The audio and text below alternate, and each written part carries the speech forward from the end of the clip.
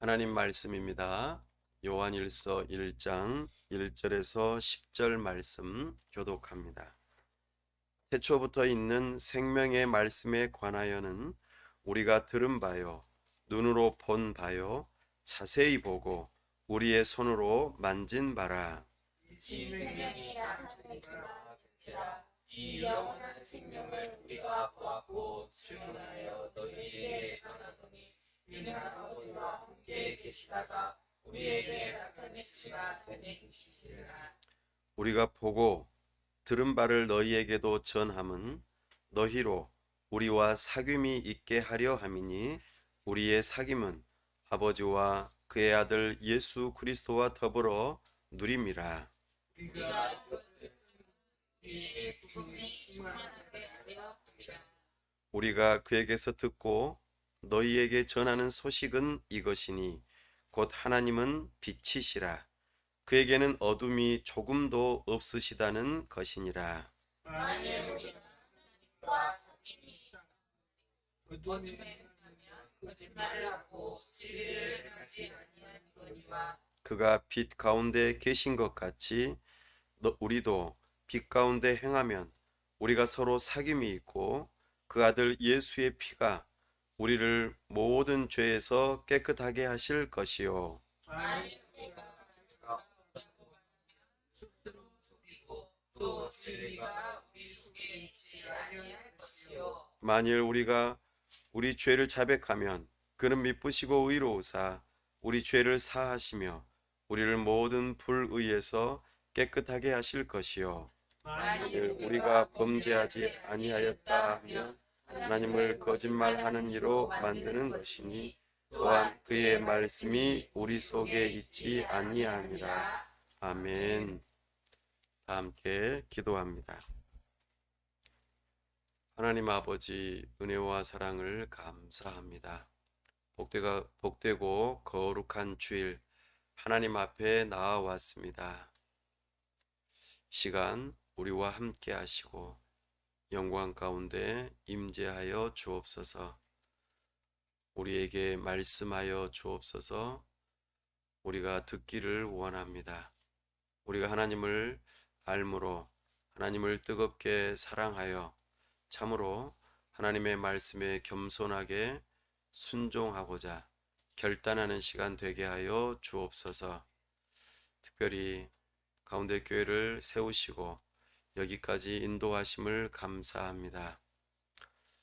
말씀에 굳건하게 서서 주님의 교회를, 몸된 교회를 아름답게 세울 수 있도록 우리에게 은혜를 허락하여 주옵소서.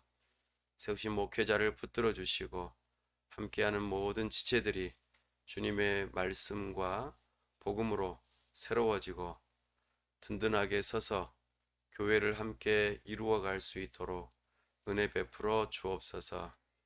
우리 가운데 함께 하셔서 우리의 앞길로 행하여 주시고 우리가 건강한 지역교회로 세워지는데 하나님께서 은혜 주셔서 허락하신 땅과 또 동역자들을 붙여주시고 우리 하나님의 인도하심을 우리가 알고 경험하며 우리 하나님의 기뻐하시는 교회 세우는 일에 우리가 쓰임받도록 은혜 베풀어 주시옵소서.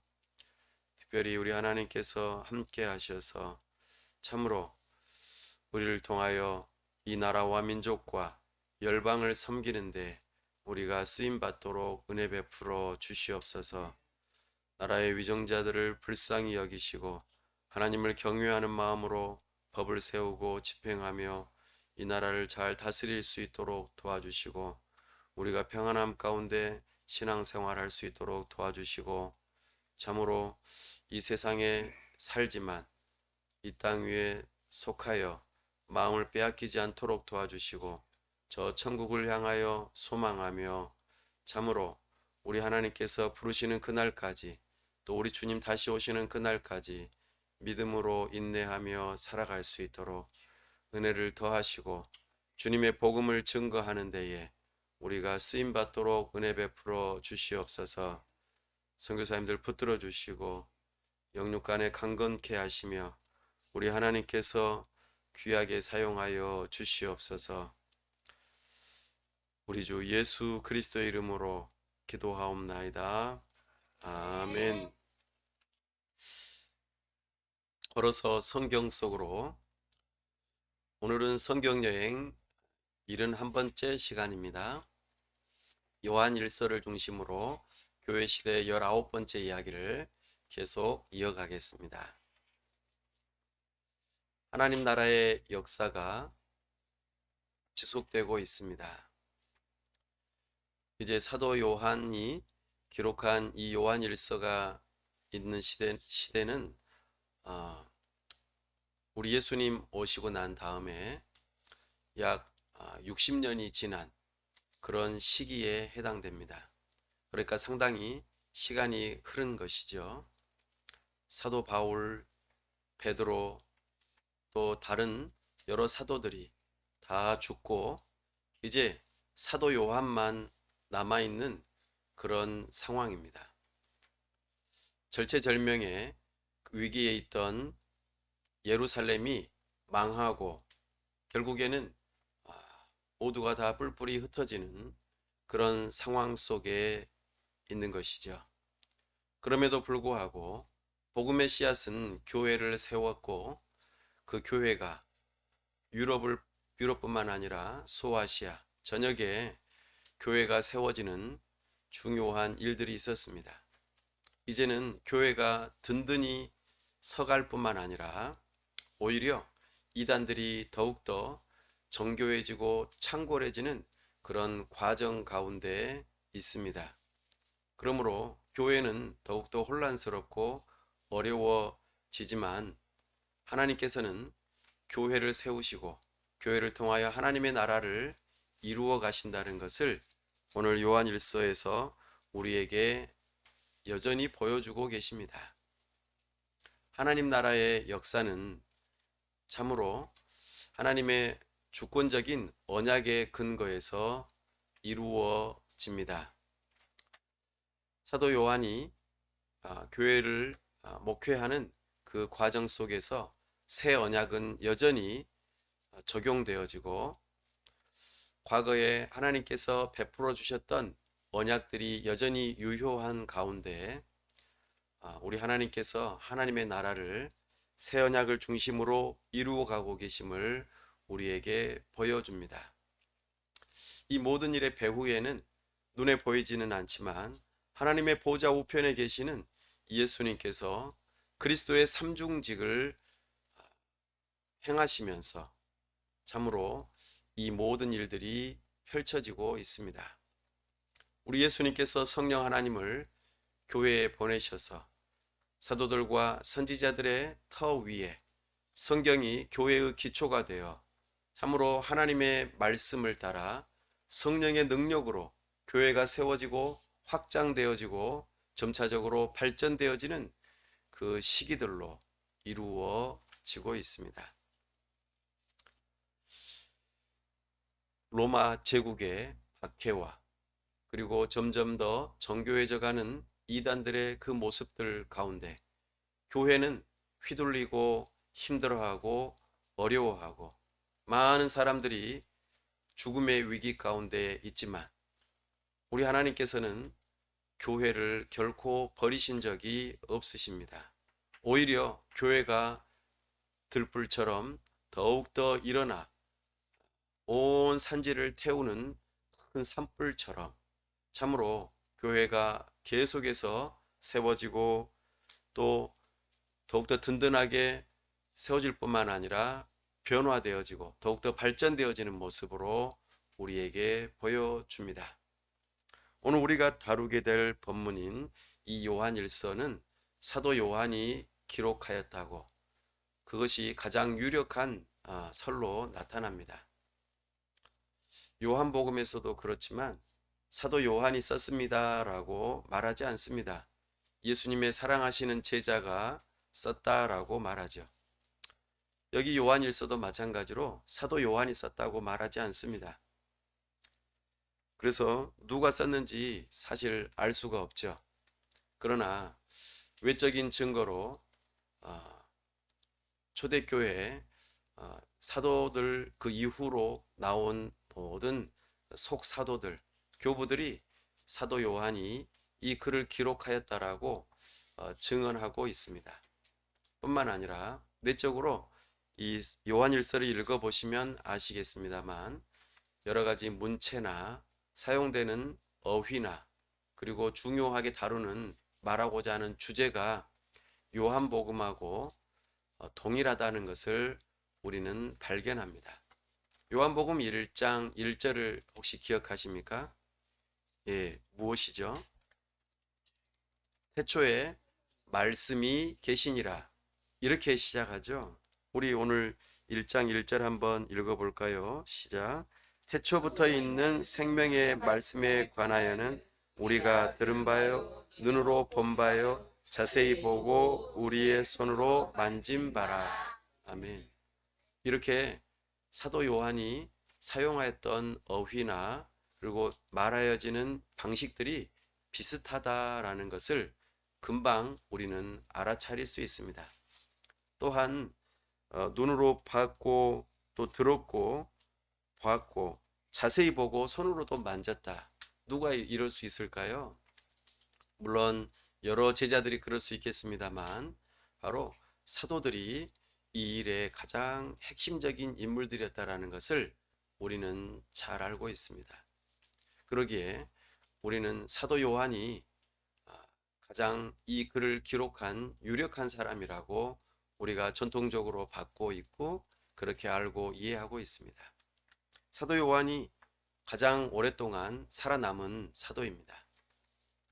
이 글이 기록된 시기를 주후 90년경으로 추측하고 있습니다.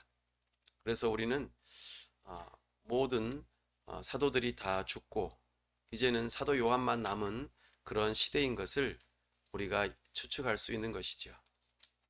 그 전에 70년경에 예루살렘이 로마의 티투스 장군에 의해서 망하게 되었다는 것을 우리는 세계사 속에서 알고 있습니다. 우리 예수님께서 예언하신 것이 이루어진 것이죠. 그 전에 예수님께서 경고하셨죠. 멸망에 가증한 것이 성전에 서는 그날을 보게 될 때에 이때가 예루살렘이 망하는 때임을 기억하고 도망가라고 예수님께서 경고하셨습니다. 이 말씀을 믿는 자들, 특히 그리스도인들은 전부 다 뿔뿔이 흩어지며 도망하였습니다. 그래서 생명을 보존할 수 있었죠. 그러나 끝까지 견디고 살아남으려고 애썼던 자들, 그들은 모두 다 죽임을 당하였다는 것을 우리는 교회 역사 가운데 알고 있습니다. 그래서 교회 역사가 중에 한 사람인 요세푸스라고 하는 사람이 바로 그 예루살렘이 멸망할 때 최후의 결전의 순간에서 마지막 남은 사람들이 스스로 자결하는 그 과정 중에서 서로 죽고 죽이면서 자결을 합니다. 그런데 마지막 한 사람, 남은 사람, 바로 그 사람이 스스로 자결을 해야 되는데 죽지 않고 살아남은 것이죠. 그 사람이 요세푸스입니다. 그가 그 당시의 모든 기록들을 기록하면서 오늘날 우리에게 알려진 참으로 슬픈 역사의 내용들이 우리에게 보여집니다. 그렇게 피하였던 사람들, 그 사람들 가운데 특별히 사도 요한은 에베소 지역을 향하여 갔습니다. 에베소에 가서 교회를 계속해서 목회하는 일을 감당하였던 것이죠. 우리가 잘 아는 것처럼 사도 바울이 또 디모데 목사님이 그렇게 목회하였던 그곳에 사도 요한이 오랫동안 살아남아 있으면서 에베소 교회를 중심으로 다른 여러 교회들을 순회 목회하였다는 것을 우리는 역사 가운데서 기억하고 있습니다. 오늘 우리가 다루게 될 이 요한 일서는 편지라기보다는 설교문에 해당됩니다. 그러나 요한 일서, 서신이라고 표현하는 것은 예배소 교회부터 시작해서 쭉 돌아가면서 교회마다 이것이 돌아가면서 읽혀지는 설교문이 되었기 때문에 서신서로, 회람용 서신서로 그렇게 분류가 되어진 것이죠. 이런 요한일서를 우리가 살펴보면서 하나님의 나라가 어떻게 더 펼쳐지는지, 그리고 하나님 나라가 어떤 모습이 되어야 하는지를 우리가 좀 더 살펴보기를 원합니다. 요한일서는 편지의 형식을 가지고 있지는 않습니다. 그러나 편지의 형식 내지는 설교의 전체적인 구조를 살펴보면은 1장 1절에서 4절까지가 설교문의 개요에 해당됩니다. 서론. 그래서 전체적인 모든 내용을 압축해서 한마디로 이야기하고 싶어 하는 게 있습니다. 그것은 뭐냐면 영원한 생명을 얻는 구원이 있습니다. 구원이라는 것은 영원한 생명을 얻는 것입니다. 이렇게 말을 합니다. 그렇다면 그 영원한 생명을 얻는 구원에 이르려면은 어떻게 해야 되는가? 그것이 본론에 나옵니다. 핵심적인 단어는 사귐입니다. 사귐. 우리가 지난 시간에 사귐이라고 하는 단어, 코이노니아라고 하는 이 단어를 들어본 적이 있으실 것입니다. 하나님과 예수님과의 사귐, 또 하나님과 우리와의 사귐, 또 우리가 서로 사귀는 것, 이런 것들에 대한 이야기를 들어보셨을 것입니다. 영원한 생명을 얻는 구원, 이것에 이르는 중요한 사귐이 있다라고 이야기를 해주죠. 사도 요한은 크게 세 편의 설교를 여기 요한일서에 담아 놓습니다. 그래서 첫 번째 강해 설교가 하나 있고, 또 두 번째 강해 설교가 있고, 세 번째 강해 설교가 있습니다. 근데 내용이 비슷비슷해요. 그래서 반복적으로, 그러면서도 점층적으로 이런 내용들을 언급하면서 세 편의 설교가 여기에 담겨 있습니다. 그래서 핵심이 되는 설교의 주제는 구원에 이르는 이 사귐이 무엇인지, 특별히 하나님과의 사귐, 그리고 또 하나님으로부터 우리가 어떻게 사귈 수 있는가, 특별히 예수님으로부터 우리가 죄 용서를 받고 사귀는 그 문제에 대해서 언급하고, 또 하나는 죄 용서를 받은, 구원을 받은, 영원한 생명을 얻은 사람들이 어떻게 서로 사귀는지, 이 세 가지를 언급해주고 있습니다. 그래서 우리는 이 사귐에 대한 내용을 통해서 우리가 가질 수 있는 열매가 하나가 있는데, 바로 구원의 확신입니다. 우리가 지난 베드로 전후서에서도 구원에 대한 확신에 대해서 언급했던 것을 우리는 기억할 것입니다. 이렇게 사도 요한은 5장 13절에서 21절까지 마지막 대목에서 너희가 그 구원에 대한 확신을 가지고 있다면 사귀는 삶을 살아야 된다. 하나님과 사귀고 또 우리 성도들과 함께 사귀는 그 삶을 살아야 한다고 하면서, 특별히 우상을 멀리해라 라고 마지막으로 한마디 하고 설교를 끝냅니다. 이걸 통해서 우리에게 말하고자 하는 중요한 주제가 하나 있습니다. 그것은 그리스도인의 세 가지 시금석이라는 것입니다. 그리스도인은 어떤 존재인가? 당신은 그리스도인입니까? 라고 하는 질문에 그것에 대해서 답을 할 수 있느냐, 그 말입니다. 여러분은 그리스도인입니까? 그리스도인이라면 그것을 증명을 좀 해보세요 라는 것이죠. 예를 들어 주민등록증을 꺼내 보인다든지, 운전면허증을 꺼내 보인다든지, 여권을 보인다든지, 이런 세 가지의 증명서를 통해서, 아니면 가족관계 증명서라든지 주민등록 등본이라든지, 이런 것들을 떼보면은 내가 대한민국 국민입니다라고 하는 것을 알 수 있잖아요. 그런 것처럼 내가 그리스도인입니다라고 하는 신분증을 어떻게 내보이냐 하는 것이죠. 시금석이라고 하는 것은 이것이 진짜인가 가짜인가를 알아보는 그런 시험을 하는 마치 그 테스터기와 같습니다. 테스터. 코로나19에 걸렸는지 안 걸렸는지 우리는 어떻게 확인을 해봤죠? 코에다가 열심히 넣어가지고 비빈 다음에 그것을 어떤 용액과 섞어서 그것을 시험기에다가 딱 넣고 기다렸죠. 그래서 한 줄이 나오느냐, 두 줄이 나오느냐에 따라서 우리가 코로나에 걸렸는지 안 걸렸는지 확인하는 그런 일들이 있었습니다. 그와 비슷합니다. 이것이 진짜 금이냐, 가짜 금이냐, 이것이 어떤 물질이냐, 이런 것들을 분별하는 도를 가리켜 시금석이라고 합니다. 테스터하는 돌이라는 뜻입니다. 그것을 세 가지로 이야기하고 있습니다. 이 세 가지가 있는지를 살펴봐라. 그럼 너희가 그리스도인인지를 알 것이다. 여러분들은 이 세 가지가 있는지 오늘 설교를 들으면서 점검해 보시기 바랍니다. 여러분이 구원을 받았습니까? 라고 물어볼 때에 네 라고 대답할 수 있는 그 근거가 어디에 있다고 지난 베드로후서에서 배웠습니까? 성경에서 우리가 구원받았다라고 하는 그 확신의 근거를 찾을 수 있습니다.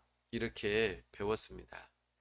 오늘 요한일서에서 당신은 진짜 그리스도인입니까?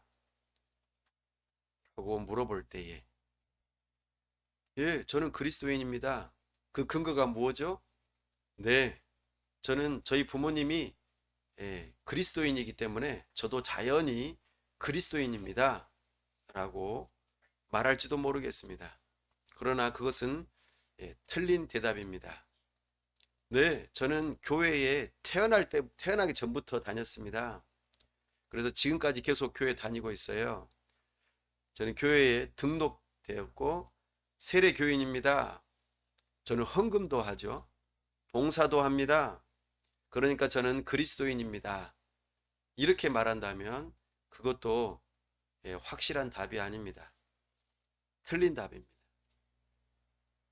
우리는 그리스도인이라면 세 가지의 시금석을 가지고 우리는 검증을 해볼 필요가 있는 것이죠. 오늘 사도 요한이 이것을 말하고 있습니다. 이제 하나님 나라의 세 가지 요소를 따라서 이것을 살펴보면서 나한테 이것이 있구나 라고 생각이 든다면 안심하실 수 있겠죠? 예. 별것도 아닌 것이 코로나19 검사를 하고 기다리는 그 몇 분 사이에 내가 코로나에 걸린 거 아니야? 라고 얼마나 조마조마합니까? 예. 오늘 설교를 들으면서 그런 조마조마한 순간들을 경험해 보시기를 바랍니다.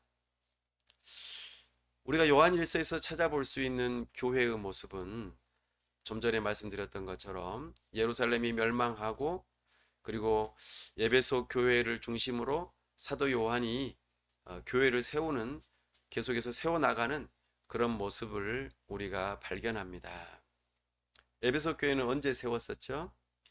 사도 바울이 3차 선교 여행 때 세웠던 것을 기억하실 것입니다. 3차 선교 여행 그 이후로 사도 바울이 쭉 돌고 마지막으로 예루살렘으로 가기 전에 밀레도에서 에베소 장로들을 부르죠. 그리고 격려하고 경고하면서 교훈합니다.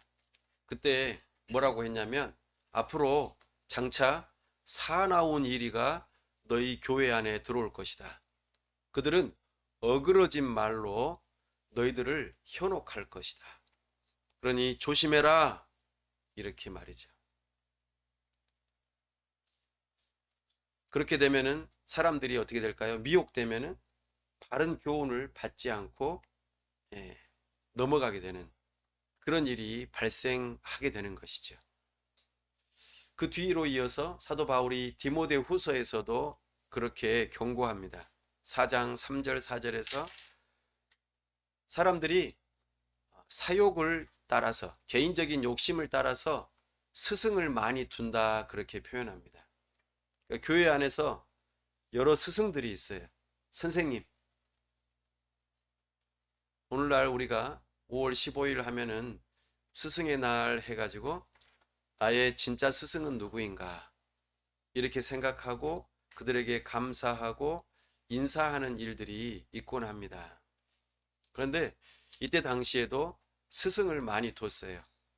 왜냐하면 내가 말이나 여러 가지 법적인 문제로 승리를 하기 위해서, 이기기 위해서 자기의 욕심을 따라서 많은 스승을 뒀어요. 이 사람이 말을 잘하는 것 같고 논리적으로 뭔가 이기는 것 같으면 이렇게 승리를 잘하는 변호사, 그들을 스승으로 삼아가지고 자기의 이익을 취하는 일들이 많았던 것이죠. 교회 안에서도 그런 사욕을 따라 스승을 많이 두고 그들이 말하는 허탄한 이야기를 따랐다 하는 것입니다. 사랑하는 여러분, 이런 일들이 이제 사도 요한이 목회하는 그 현장에서도 나타났던 것이죠. 사도 요한은 예배소 교회뿐만 아니라 우리가 요한계시록 2장과 3장에서 말했던 것처럼 에서보두 사빌라, 에서보두 사빌라가 뭐죠? 주문 같죠? 기억나십니까? 에서보두 사빌라 이게 뭐였습니까? 에베소 교회, 서머나 교회, 그 다음에 버가모 교회, 두아디라 교회, 사대 교회, 빌라델비아 교회, 라오디게아 교회, 에서보두 사빌라. 요거 기억하고 이제 다음에 또 요한계시록에 또 나옵니다. 이런 교회들을 순회하면서 이제 예배도 인도하고 목회도 하면서 교회를 든든하게 세우는 일들을 했던 것이죠. 이렇게 교회들이 그동안에 남아있는 하나님의 말씀들, 이제 사도들의 글들을 돌아가면서 읽기도 하고 그러면서 견고하게 서려고 애썼던 것입니다. 그런데 교회 안에 사도 바울이 경고하였던 그런 사나운 일들이 거짓 선생들이 들어온 것이죠. 그래서 거짓된 가르침을 하고 결국에는 내부 분열을 일으키고 사람들을 패거리로 모아서 떠나는 일들이 있었던 것입니다. 요한일서 2장 19절 말씀 함께 읽어보시겠습니다. 18절과 19절 읽어보시죠. 시작. 아이들아, 지금은 마지막 때라. 적그리스도가 오리라는 말을 너희가 들은 것과 같이 지금도 많은 적그리스도가 일어났으니 그러므로 우리가 마지막 때인 줄 아노라. 그들이 우리에게서 나갔으나 우리에게 속하지 아니하였나니 만일 우리에게 속하였더라면 우리와 함께 거하였거니와 그들이 나간 것은 다 우리에게 속하지 아니함을 나타내려 함이니라. 아멘.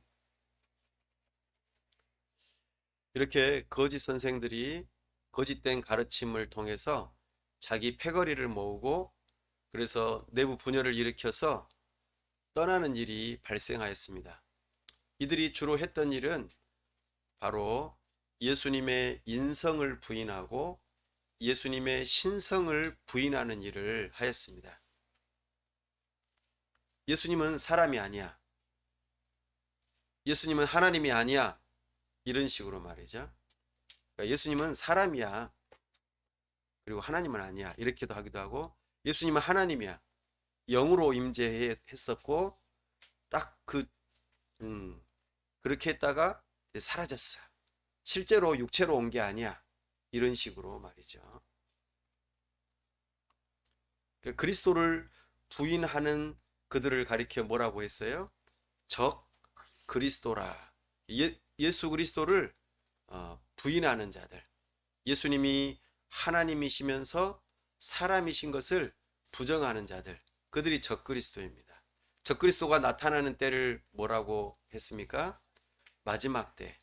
그러니까 예수님께서 이 땅에 오셔서 때가 찼고 하나님의 나라가 가까이 왔으니 그랬잖아요. 그 때가 바로 마지막 때인 것입니다. 이미 예수님이 오시면서 마지막 때가 시작된 것이죠. 그러나 아직 완성이 안 됐어요. 하나님의 나라가 이미 왔지만 아직 완성이 안 됐어요. 언제 완성이 될까요? 예수님 다시 오시는 그날이 바로 새 언약이 완성이 되는 때입니다. 그러니까 예수님 오실 때부터 시작해서 오늘날 지금 계속해서 마지막 때인 거예요. 예. 이렇게 나중에 요한계시록에서 한 번 더 이야기하겠지만 계속해서 마지막 때를 계산해 가지고 이때 이게 마지막이니까 예수님이 이때 오신 거야 하고 열심히 계산기 두드려 봤자 소용이 없어요. 예수님 오실 때부터가 마지막 때예요. 그래서 이제 그 마지막 때가 완성이 되는 때가 예수님이 다시 오시는 때인 것이죠. 우리는 마지막 때를 살고 있는 것입니다. 우리가 생각하기에 2000년이니까 굉장히 긴 것 같지만 우리 하나님께서는 이 천년을 뭐처럼 여기신다고요? 하루같이 여기신다고요. 그럼 하나님은 2000년을 이틀밖에 안 지난 거예요. 그죠? 근데 우리는 많이 지났다고 생각을 하는 거죠. 마지막 때예요. 근데 중요한 거는 이렇게 거짓 선생들이 예수님의 인성을 부인한다는 것입니다. 우리 요한일서 4장 1절로 가보겠습니다. 4장 1절에서 3절까지 함께 읽어보겠습니다. 시작. 사랑하는 자들아, 영을 다 믿지 말고 오직 영들이 하나님께 속하였나 분별하라. 많은 거짓 선지자가 세상에 나왔습니다.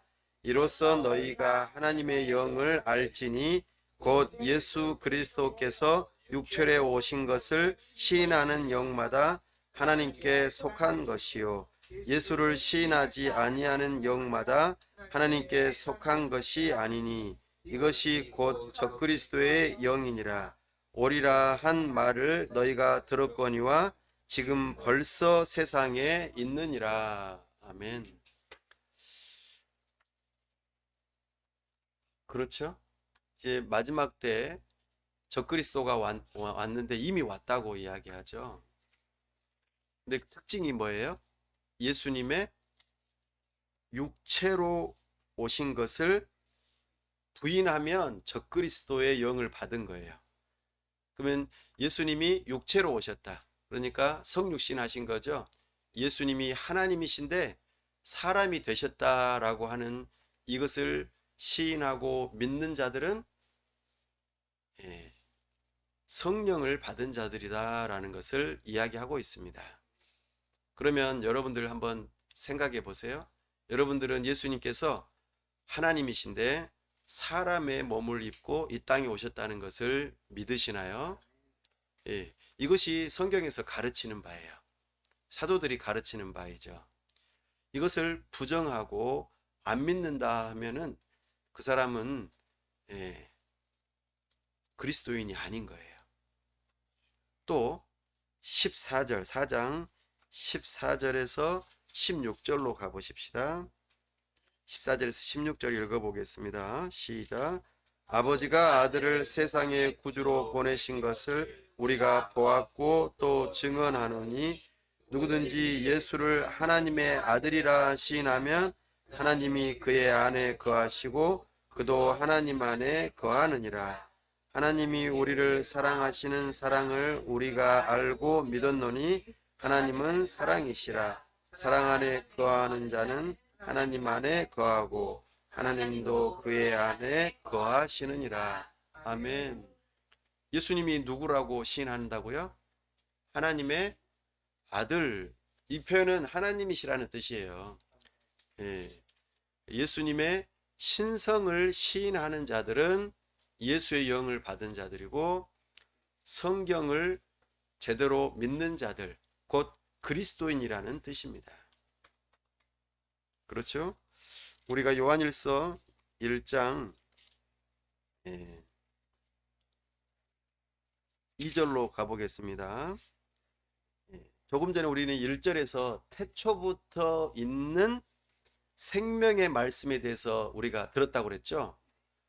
태초부터 계셨던 생명의 말씀, 그 말씀이 그 생명이 나타냈다고 그랬죠. 2절에 보니까 한번 읽어보겠습니다. 이 생명이 나타내신 바 된지라.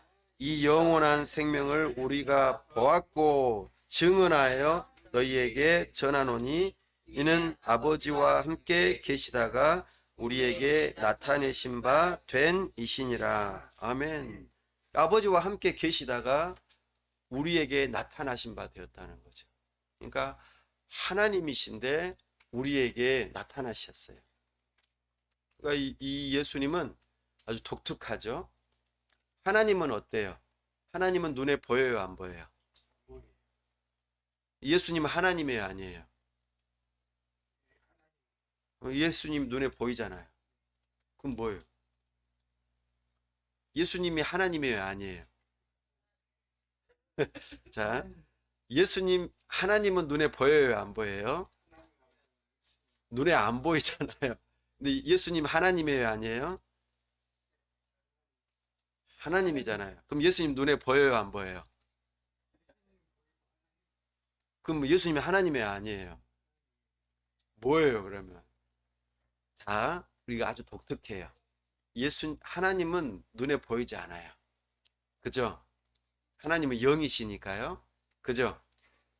근데 예수님도 하나님이셔요. 그래서 이 땅에 오시기 전까지는 영으로서 눈에 보이지 않았어요. 근데 하나님 아버지의 영원한 구원 계획 가운데 예수님께서 순종하기로 이미 언약을 하셨어요. 이게 놀라운 구속 언약이에요. 우리가 언약에 대한 이야기를 할 때에 영원 전부터, 이 세상이 창조되기 전부터 삼위일체 하나님께서 서로 언약을 맺으셨어요. 이게 사귐이거든요. 아버지 하나님과 성자 예수님과 성령 하나님이 서로 언약을 맺으셨어요. 영원한 구원 계획을 하나님께서, 아버지께서 세우시고 그 계획에 순종하기로 약속하셨어요. 그 예수님이 이제 그 약속을 이루시는 일이 뭐였어요? 영이신 예수님께서 육신을 입으심으로 이제는 완전히 달라지신 거예요. 그래서 하나님이시면서도 사람이 되셨어요. 그럼 지금은 어떠실까요? 지금은 영이실까요? 사람이실까요? 지금 어디 계세요? 하나님 보좌 우편에 계신다고 표현하잖아요. 이거는 진짜로 하나님 옆에 앉아 계신다는 뜻이 아니죠. 하나님의 모든 왕권, 권위를 다 받으셨다라는 의미로 우편에 앉아 계신다 그 말이에요. 의자에 앉아 계실까요, 예수님께서? 그럼에도 불구하고 예수님께서는 왕으로서 다스리신다 그 말입니다. 근데 아주 독특해요. 예수님은 하나님이신데 눈에 안 보이는 게 맞는데 사람이시기 때문에 눈에 보이는 거예요. 그래서 사람이 되시면서부터 이제는 하나님이시면서도 사람이신 것이죠. 이게 놀라운 성경에서 말하는 예수님의 정체성입니다. 예수님은 누구신가? 예수님은 누구시라고요? 영원한 태초부터 계셨던 생명의 말씀이세요. 하나님과 함께 계셨으니까 하나님이세요. 그런데 사람에게 보임바 대신 육신을 입으시는 이제는 사람이 되셨어요. 그리고 그분이 실제로 죽으셨어요. 그리고 부활하셨어요. 정말 새로운, 정말 사람의 눈에 보이기도 하고 만져지기도 하면서도 하나님이세요. 그분이 하나님 보좌 우편에 계셔요. 놀랍죠? 그러면 우리가 이제 장차 죽어서 하나님 나라에 가면은 아버지 하나님 볼 수 있을까요, 없을까요? 아버지 하나님 못 봐요. 아버지 하나님은 영이시잖아요. 그분은 처음부터도 영이시고 지금도 영이시고 앞으로도 계속 영이세요. 그러니까 아버지 하나님은 봐요, 못 봐요? 못 봐요. 그런데도 불구하고 우리는 아버지 하나님이 계시다는 걸 알아요, 몰라요? 그리고 우리가 죽으면은 이제 누구를 볼 수 있을까요? 예수님을 볼 수 있는 거예요. 예수님은 여전히 육체를 가지고 계시니까. 그러니까 우리는 예수님 다시 오실 때에 육체로 오시는 예수님을 볼 수 있어요, 없어요? 볼 수 있는 거예요. 그분은 하나님이면서도 사람이시니까요. 이것을 믿느냐 안 믿느냐, 이것이 진짜 그리스도인이냐 아니냐를 분별하는 시금석의 첫 번째예요. 여러분, 우리는 이 예수님을 믿어야 합니다. 3절 읽어보십시다. 1장 3절입니다. 시작. 우리가 보고 들은 바를 너희에게도 전함은 너희로 우리와 사귐이 있게 하려 함이니 우리의 사귐은 아버지와 그의 아들 예수 그리스도와 더불어 누림이라. 아멘. 사귐이에요, 이게. 사귐. 성부 하나님, 성자 예수님, 성령 하나님이 서로 사귐이 있는 것처럼, 교통하시는 것처럼, 그죠? 그 예수님이 하나님이시자 사람이시라는 이것을 믿는 믿음, 이게 복음이거든요. 이것을 믿는 믿음을 가진 사람들은 사도 요한의 복음이 지금 현재 예배소 교회에 있는 사람들에게, 또 다른 에서버두 사빌라, 다른 교회들에게 이 복음이 전해졌다는 거예요. 그리고 그것을 믿는 믿음을 가진 사람들이 서로 사귀는 거예요.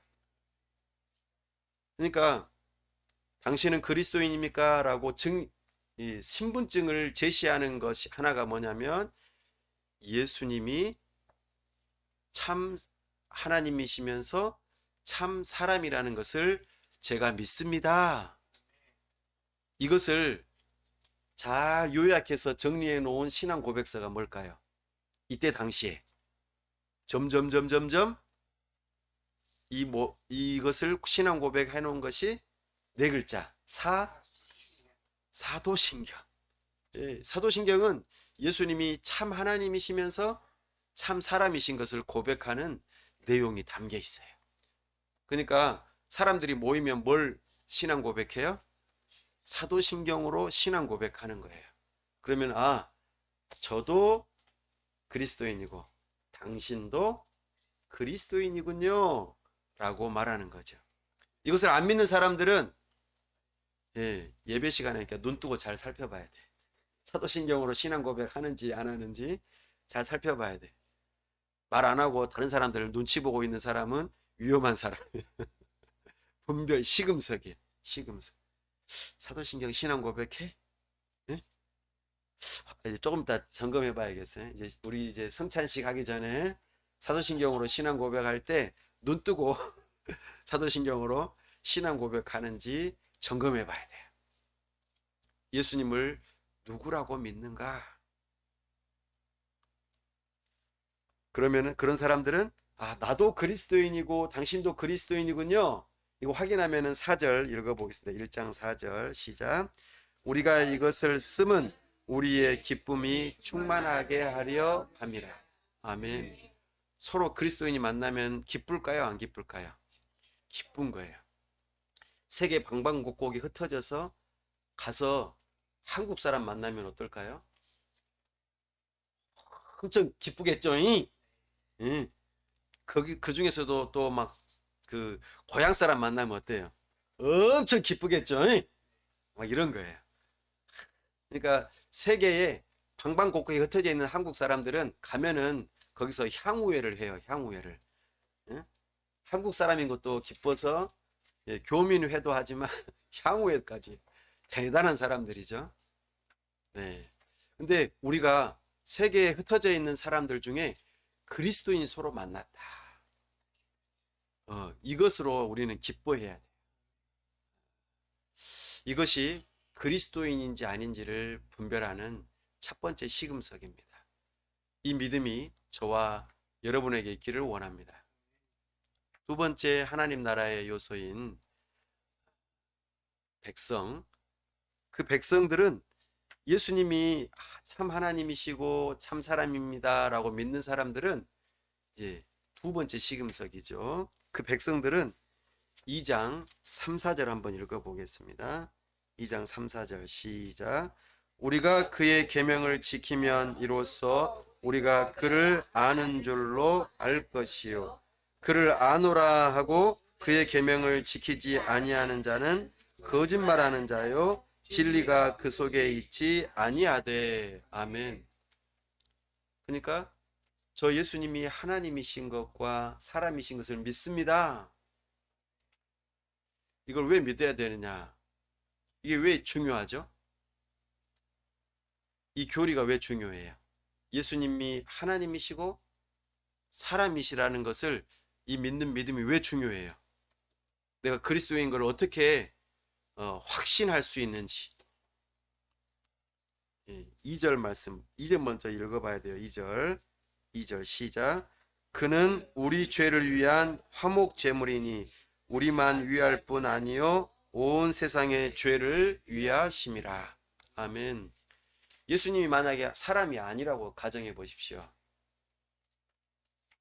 그러면 하나님이 사람의 죄의 문제를 해결할 수 있냐 그 말이에요. 실제로 피를 흘려서 피값으로 죄를 씻어야 되는데 히브리서에서 우리는 이미 배웠잖아요. 예수님이 사람이 아니라면은 그 예수님의 십자가의 죽으심은 사실 가짜가 되는 거예요. 그러면 우리 죄를 씻을 수가 없는 거예요. 그러니까 중요한 거예요.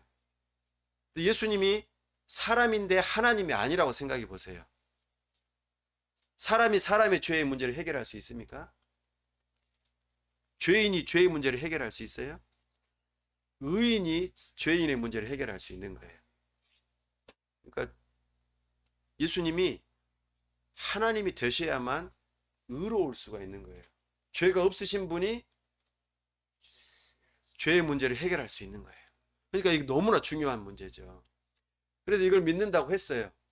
그런데 그 사람이 뭘 안 해요? 3절에 보니까 그의 계명을 지키면 예수님을 믿는다 그 말이에요. 근데 안 지키면 어떻게 해요? 거짓말하는 사람이래요.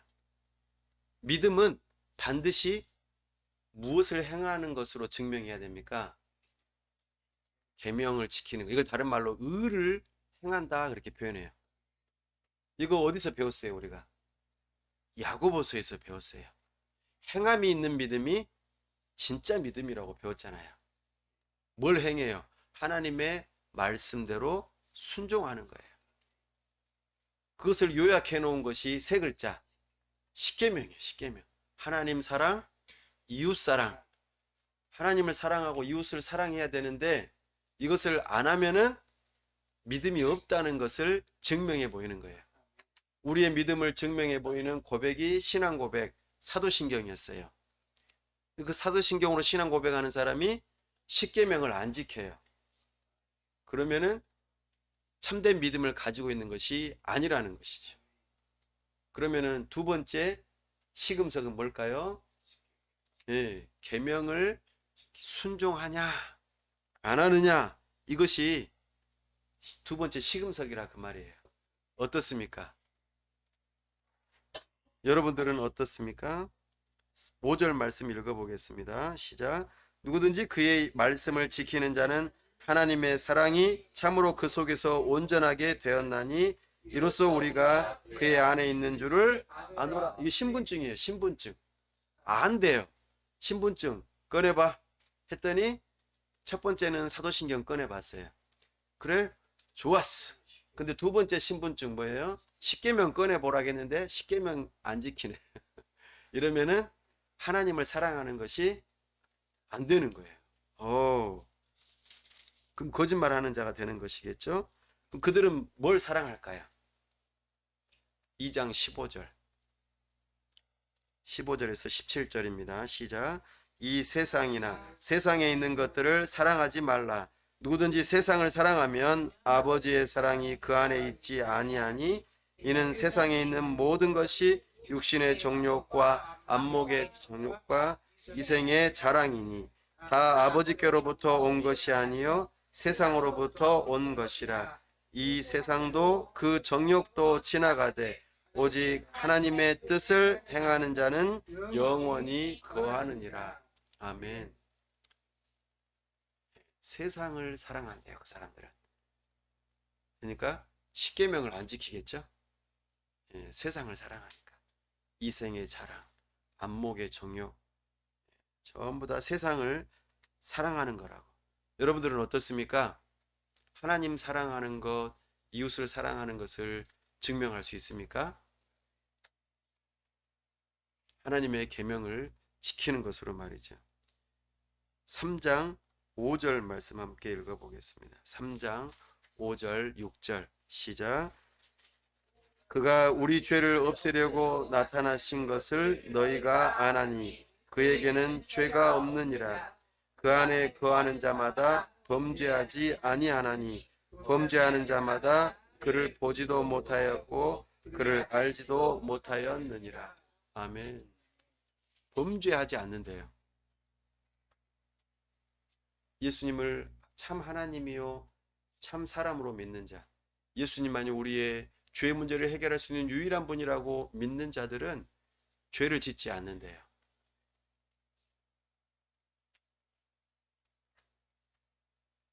8절, 3장 8절 읽어보겠습니다. 시작. 죄를 짓는 자는 마귀에게 속하나니 마귀는 처음부터 범죄함이라. 하나님의 아들이 나타나신 것은 마귀의 일을 멸하려 하심이라. 9절이요. 하나님으로부터 난 자마다 죄를 짓지 아니하나니 이는 하나님의 씨가 그의 속에 거함이요 그도 범죄하지 못하는 것은 하나님께로부터 났음이라. 아멘. 범죄하지 않는데요. 예. 그들은 하나님은 어떤 분이라고 그랬어요? 아까 우리 1장에서 하나님은 우리 아직 안 읽었네요. 5절 한번 읽어보겠습니다. 1장 5절 하나님 어떤 분이신지 시작. 우리가 그에게서 듣고 너희에게 전하는 소식은 이것이니 곧 하나님은 빛이시라. 그에게는 어둠이 조금도 없으시다는 것이니라. 아멘. 하나님은 빛이시죠? 그럼 하나님은 우리의 아버지가 되시나요? 믿는 자들은 그러겠죠? 그러면 우리는 빛의 자녀겠죠? 빛의 자녀는 당연히 의롭게 행동하겠죠? 거짓을 행하지 않고 어둠이 없는 것이죠. 계명을 지키는 자라고 우리에게 반복해서 이야기하고 있습니다. 5장 1, 2절 한번 읽어보겠습니다. 5장 1, 2절 3절까지 읽어보시죠. 3절 시작. 예수께서 그리스도이심을 믿는 자마다 하나님께로부터 난 자니 또한 낳으신 이를 사랑하는 자마다 그에게서 난 자를 사랑하느니라. 우리가 하나님을 사랑하고 그의 계명들을 지킬 때에 이로써 우리가 하나님의 자녀를 사랑하는 줄을 아느니라. 하나님을 사랑하는 것은 이것이니 우리가 그의 계명을 지키는 것이라. 그의 계명들은 무거운 것이 아니로다. 아멘. 여러분 하나님 사랑하십니까? 진짜로요? 하나님을 사랑하는 자는 하나님의 계명을 순종하는 자래요. 그 사람은 그러면 죄를 안 짓는다는데 여러분 죄 지어요, 안 지어요? 그러면은 죄를 안 짓는다고 그러는데 하나님께 속한 자들은 죄를 안 짓는다는데 여러분 하나님 자녀가 아니거든요. 예? 아니에요? 하나님 자녀가 아니네.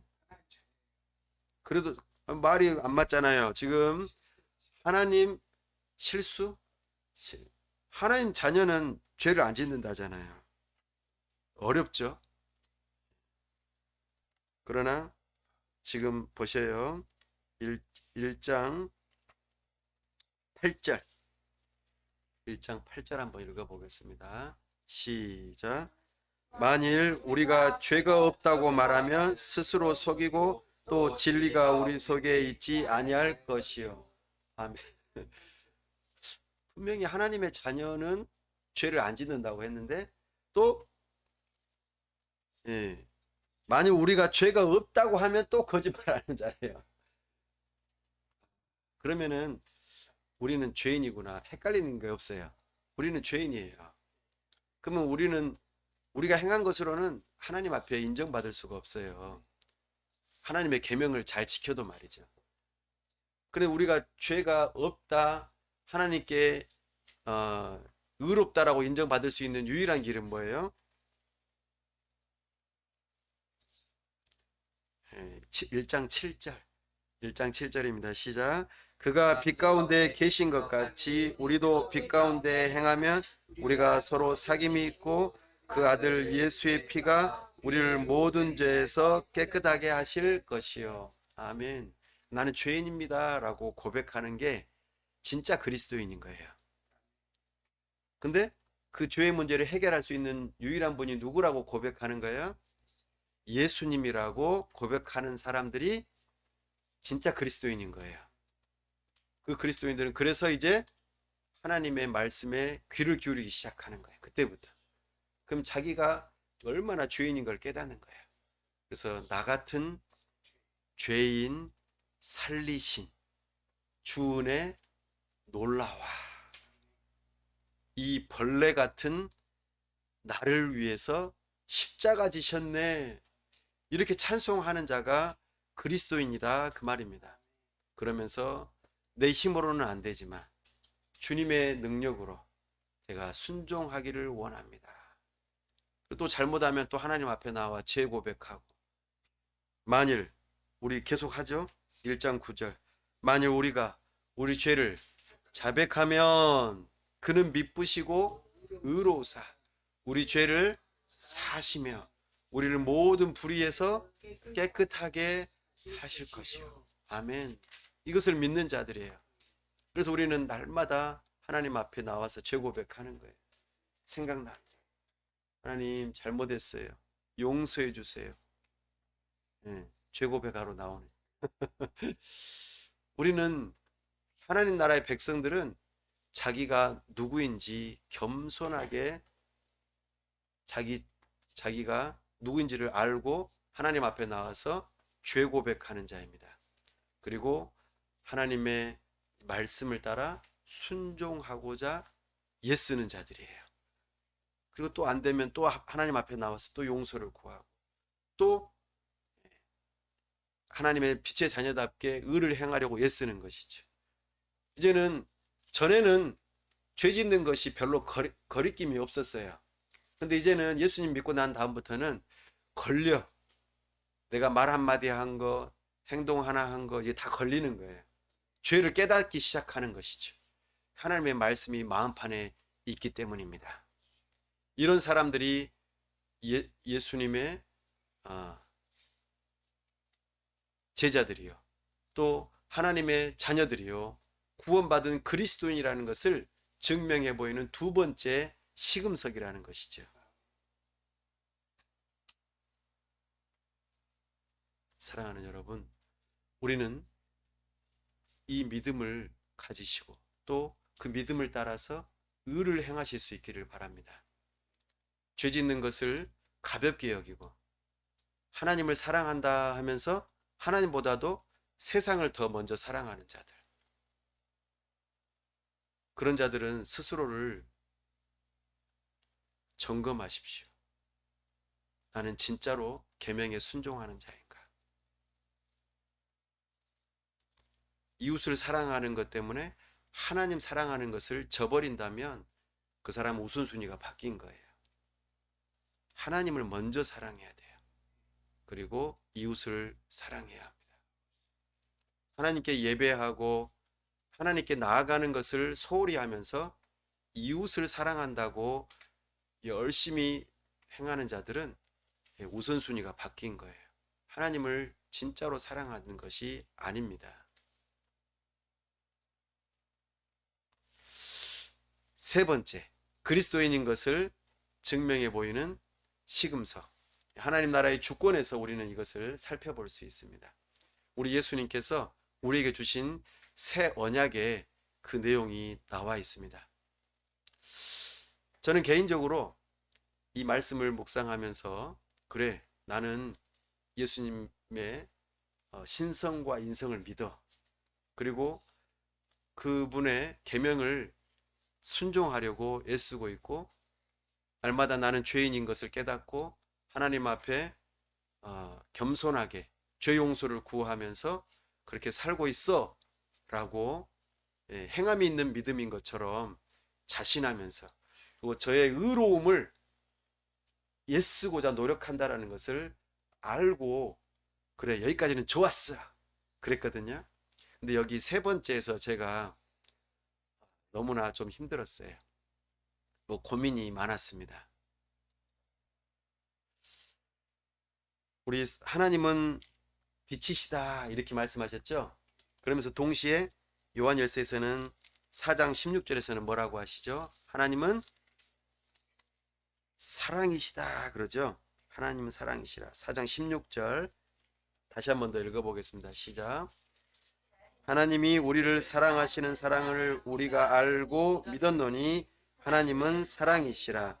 사랑 안에 거하는 자는 하나님 안에 거하고 하나님도 그의 안에 거하시느니라. 하나님은 사랑이시라.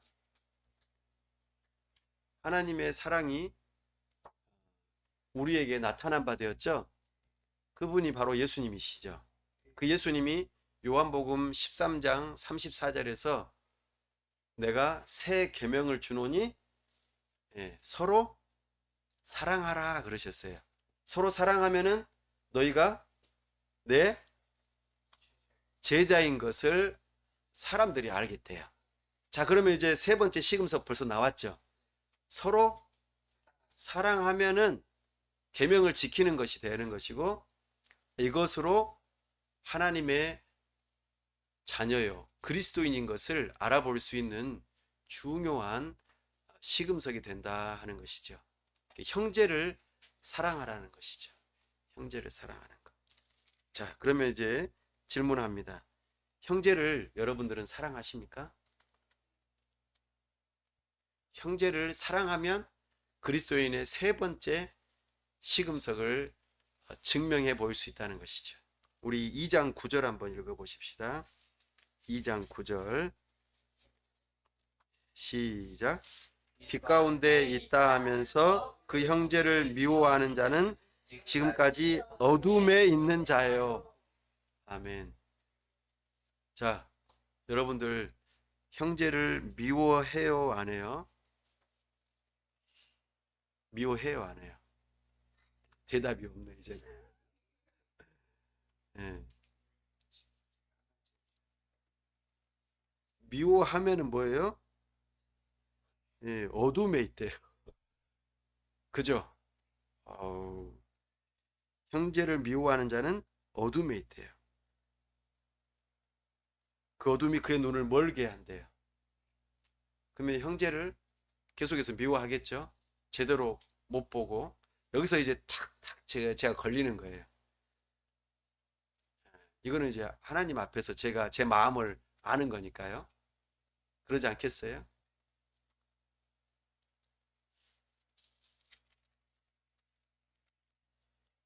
열심히 성경 공부를 많이 했으니까 올바른 교리를 알고 있을 거 아니에요. 그리고 그걸 또 지키려고 애쓰고.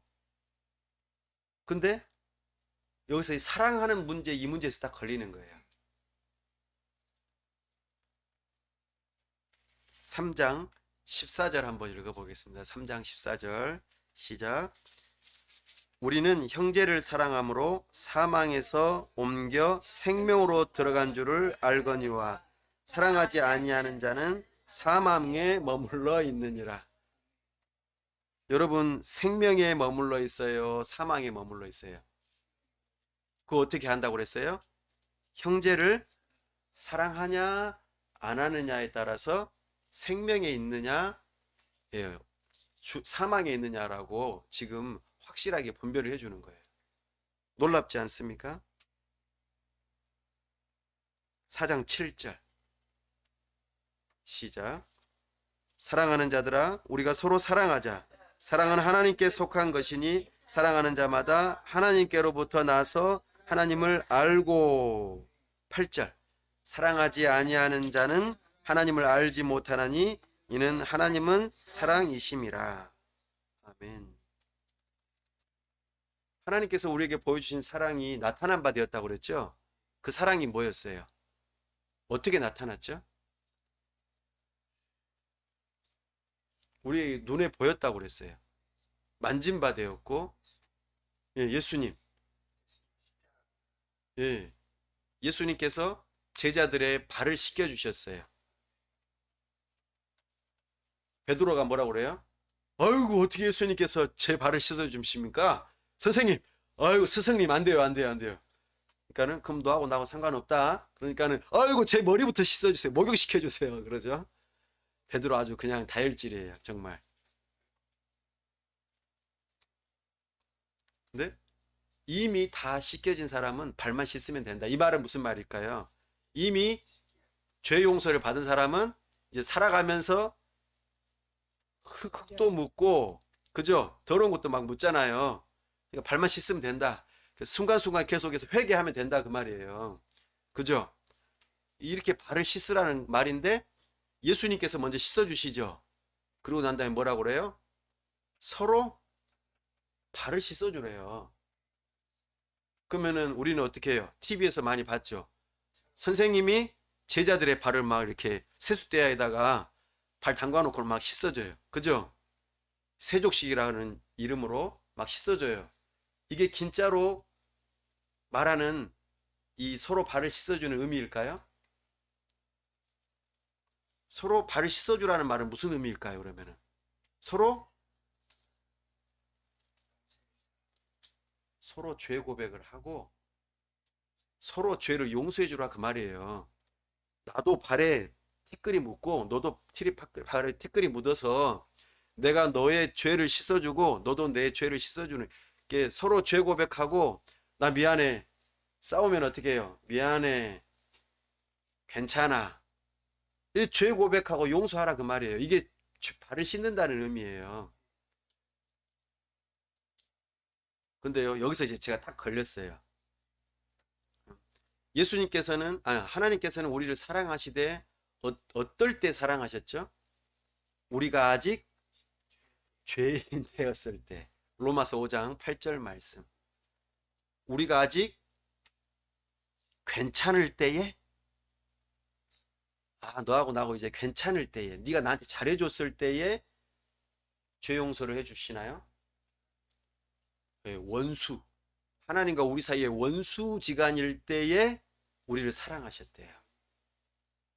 자, 그러면은 내가 상대방의 죄를 용서를 해줘야 되는데 괘씸해. 용서해주고 싶지 않아. 점점 더 내 눈이 어두워져. 힘들어. 계속 단점만 보이고 죄를 용서할 수가 없어. 미워. 계속 그러면은 죄 용서가 돼요, 안 돼요? 그럼 죄 용서가 안 되면 그 사람 아직 죄인 되었을 때 하나님 아버지는 예수 그리스도의 피값으로 우리를 사랑하시는 것을 보여주셨는데 그것을 믿는다고 하는 우리는 용서를 안 하면 어떻게 되는 거예요? 실제로 믿는 거예요, 안 믿는 거예요? 계명을 지키는 거예요, 안 지키는 거예요? 자, 그러면 이제 다시 한번 점검 묻습니다. 여러분들은 그리스도인입니까? 그렇다면 죄 고백을 하고 용서를 할 수 있겠어요? 이게 중요해요. 이걸 할 수 있는 자가 진짜 그리스도인인 거예요. 여러분, 그 마음 깊은 곳에 꼭 가지고 있는 응어리진 그 죄 용서 안 하고 있는 거 가지고 있잖아요. 그리고 그 어느 순간에 그 마음을 딱 건드릴 때에 하나님께서 건드리시는 거거든요, 사실은. 그리고 그걸로 인해서 막 화가 나. 분노해. 싸워. 그리고는 막 이제 으르렁거리기 시작해요. 내가 너를 이렇게까지 했는데 너 나한테 이럴 수 있어? 여전히 너 나한테 죄를 이렇게 지을 수 있어? 라고 울분을 터뜨리죠. 너는 도저히 용서할 수 없다라고 하는 이 응어리진 마음들이 마음 깊은 곳에 숨어 있다는 것이죠. 그러면은 제대로 된 서로 사랑이 아닌 거예요. 서로 사랑하라. 이 새 언약을 지킬 수 있다라고 말하는 거예요. 성령 하나님께서 제 마음을 뒤집어 놓으시고 그를 끄집어 놓으시는 거예요. 야, 너 목회를 위해서 신학적인 지식을 가지고 기독론, 예수님께서 참 하나님이시고 참 사람이신 것을 알고 믿는 지경에까지 이르렀어. 그래, 참 잘했다. 목회자로서 교리도 잘 알고 신학적인 지식을 충분히 알고 있으니까 됐어. 그래, 좋아. 그런데 너 하나님 말씀 따라서 살려고 해? 예. 저는 바른 생활 사나이. 어떻게든 하나님 말씀 따라서 순종하려고. 이거 아닌 것은 안 돼요. 하나님 법에서 어긋난 거 안 돼요. 그래, 너 잘하고 있어. 너 그것 때문에 어려움 많이 당했지? 너 변두리 인생 살고 있지? 그래, 좋아. 너 잘하고 있구나. 너 진짜 그리스도인 같다. 그런데 너 그렇게 너를 힘들게 하는 사람들 너 용서할 수 있어? 근데 이 질문에 저는 답하기가 참 어려웠어요. 왜냐하면 또 하나님께서 저의 마음 깊은 곳에서 저를 힘들게 하는 사람의 그들을 용서하지 못하고 막 불굴 끓어오르는 이 화나는 이런 마음이 막 끌어오르는 것을 발견했기 때문이죠. 그러면서 너가 아직 죄인 되었을 때 내가 너 사랑했다. 근데 너 아직 그 죄인인 그 사람을 너가 사랑할 수 있겠냐? 라고 물어보시는 거예요. 이게 쉬운 일이 아니거든요. 그러나 그리스도인은 된대요. 오늘 우리는 복음을 들어야 합니다. 요한일서 1장 7절 여러 가지 많은 본문이 있지만 일단 우리 읽었던 본문 중에 1장 7절 함께 읽어보겠습니다. 시작. 그가 빛 가운데 계신 것 같이 우리도 빛 가운데 행하면 서로 사귐이 있고 그 아들 예수의 피가 우리를 모든 죄에서 깨끗하게 하실 것이요. 아멘. 예수 그리스도의 피가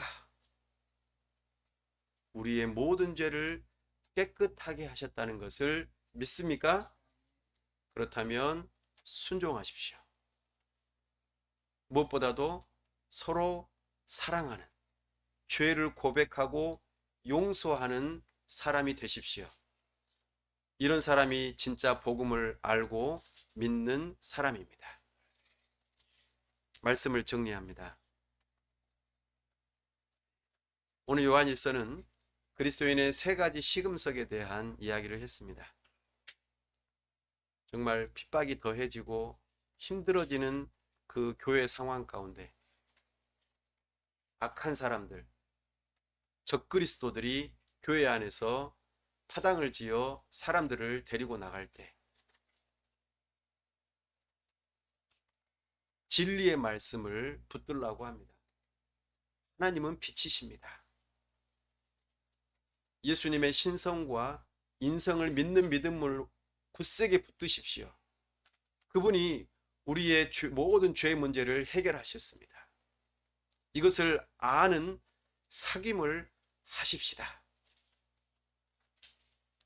여러분, 하나님이 빛이시기 때문에 우리는 그분을 믿는 믿음으로 빛의 자녀가 되었습니다. 그렇다면 빛의 자녀로서 의롭게 사십시오. 세속적인 문화를 거부하시고 하나님의 말씀을 따라 불이익을 당하더라도 내가 자리를 잃어버리더라도 내가 뭔가를 빼앗기더라도 올바르게 행하려고 노력하십시오. 이것이 행하는 사귐이 있는 삶입니다. 하나님은 사랑이십니다. 그 사랑에 하나님께서 아직 우리가 죄인 되었을 때에 우리를 사랑하신 그 사랑을 예수 그리스도의 십자가에서 보여주셨습니다. 이제 이것을 믿는다면 여러분들은 서로 죄를 고백하시고 용서해 주십시오. 사랑은 허다한 허물을 덮습니다. 이것이 사랑하는 사귐입니다. 이 사귐을 하시겠습니까? 그렇다면 여러분은 참된 그리스도인입니다. 참된 믿음으로 행하시고 용서하며 사랑하는 그리스도인이 되십시오. 사도 요한의 말이 곧 우리의 말이 되어지고 이것을 사람들에게 보임으로 참된 그리스도인다운 삶을 살아갈 수 있기를 바랍니다. 예수님이 참 하나님이요 참 사람이신 것을 믿습니다. 그 믿음을 따라 하나님의 계명을 지키며 의로운 삶을 살아가기 위해 애쓰겠습니다. 그 의로운 삶을 살아가려고 하다가 큰 어려움을 당하고 나를 힘들게 하는 사람을 만날 때 주님의 그 크신 사랑을 보이며 죄를 고백하고 용서하는 삶을 살겠습니다. 그리하여 참된 그리스도인으로서의 삶을 살아가겠습니다. 이 시간 다 같이 함께 기도하겠습니다. 아버지 하나님, 이 시간 우리 하나님께서 말씀하시는 것을 겸손하게 듣습니다. 과연 내가 하나님 앞에서 올바른 삶을 살아가는지 다시 한번 진정으로 사랑하는지 아버지 하나님 참으로 용서하고 용납하고 사랑하는지 주여 불쌍히 여겨 주시옵소서. 주여 불쌍히 여겨 주시옵소서. 아버지 하나님, 이 맺히고 풀어지지 않는 마음을 풀어주시고 참으로 서로 사랑하는 마음을 가질 수 있도록 도와주시옵소서. 주여, 주님 앞에 서는 그날 우리 주님의 말씀 참 잘했다고, 너는 내 마음에 합한 사람이라고, 참으로 너는 내 계명을 지켰을 뿐만 아니라 서로 사랑하였으며 예수님의 제자라고 빛의 자녀라고 말씀하는 놀라운 은혜가 있기를 원합니다. 용서하고 용납할 수 있게 도와주시옵소서.